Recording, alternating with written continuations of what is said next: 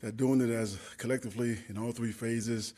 And, offensively, they're rushing the ball better than anybody in the last 5 weeks and more rush attempts. That's kind of their formula.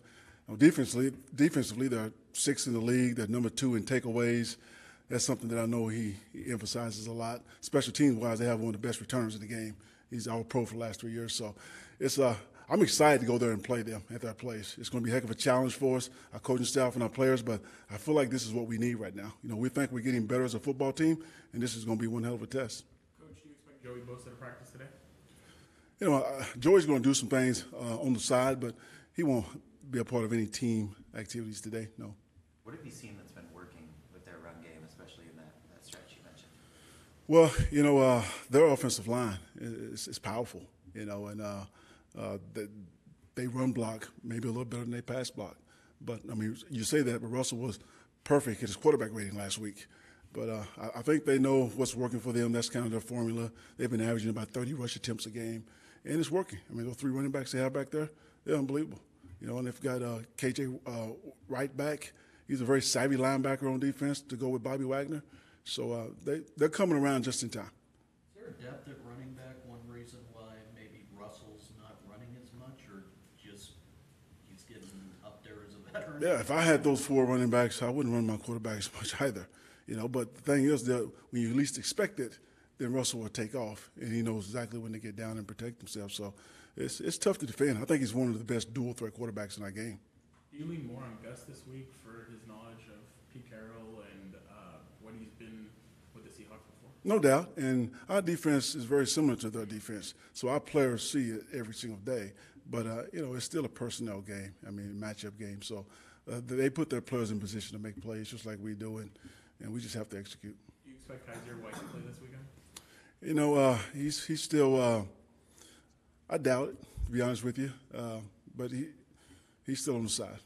We'll see where he's at the end of the week. Preparation-wise, what's the biggest advantage you get? What do you do with that extra week? Well, we get a chance to look at them a little longer than we would have as a coaching staff. As our players, we try to get them away. I got them away last week just to get away from the game, just come back, recharge their battery. And they look good Monday. They look good today. And we go back. We take the field here in another hour. So I think it was good for them to get away from the game and recharge a little bit. But I think sometimes bye weeks can hurt you sometimes, to be honest with you. I think as a coaching staff, you can try to do too much because you have more time. So we've had to be cautious of that. Are you doing anything different to prepare for the environment that you'll face up there, crowd noise, all that? We have some things that, we definitely have to do because that's the loudest place I've ever played, Eric. And I think right now they hold some record for the most false starts in that stadium. So it's going to be loud. It's going to be crazy. I was there a couple years ago. I was calling plays, and my quarterback couldn't even hear me through the headsets. So, we have to make plans for that, contingency plans for our quarterback to, maybe call some of his own plays. You guys were without Denzel Perryman for a large part of last season. I know the run defense was an issue for a while. Yeah. How much has having him healthy in there in the middle of the defense helped you guys in terms of? What's the big difference? He's a starting Mike linebacker for a reason. He's a downhill, hard-hitting linebacker, and when he's not in there, we definitely miss him. Has that changed how teams run at you guys, or? Not really. Not really.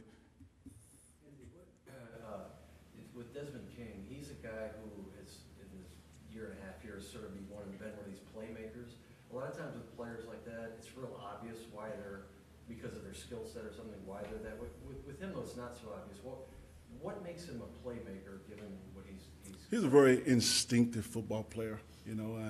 He can do things sometimes that you just can't coach. He doesn't have the height, the weight, the speed, and all that. But if you look at Desmond, the thing I liked about him, if you track him all the way back to high school, he's always been a very productive player. And that's not going to change when you get in the NFL. It's just a pattern of success. Anthony, you cut Badgley. It looks like Sturgis is healthy. What went in that decision to move on from Badgley and just stick with Sturgis? Well, Caleb he was our kicker. We did a lot of research on him. In all season, we brought him in to be our kicker. He's healthy now. And we have a lot of confidence in him and the operation that we have right now.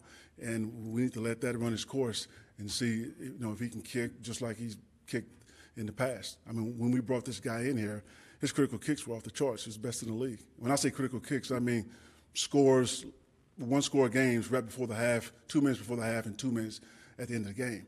I mean, he was money in those situations. So you got a veteran guy with some experience, and he kicks off well. No, he was that guy. We're just waiting for him to get healthy. If Badgley clears waivers, is it possible that you bring him back? Absolutely, absolutely. I love what Mike did. He's going to be a kicker in this league for a long time, I believe. You know, I like his makeup as a kicker. How would you assess your offensive line's play and the impact Pouncey has had on the group? I think the offensive lines play well. You know, Phillip doesn't get hit a lot. I think we're rushing for almost 5 yards to carry right now.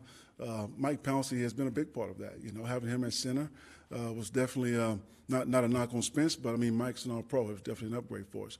But Mike's mentality, you know, his work ethic, it's contagious. And we were a hard-working team before he got here, but we're even harder now. Is Melvin Gordon going to practice today? He's going to do some things. He'll be limited, yeah. Anthony, Phillip Rivers nearing on his 200th regular season start. From what you've seen working with him these last 2 years, what do you estimate that longevity? Like, what do you credit that longevity to? I guess. You know, just professional. You know, you have to take care of yourself off the field in order to last that long and play that many consecutive games. And Phillip's done it for a long time. So I love for that to rub off on the rest of the team. But he's a professional. How much is that just luck, I guess, over the course of that long of time to not have some sort of random injury? Well, I just think, you know, the harder you work, the luckier you get. So. All right, that's it.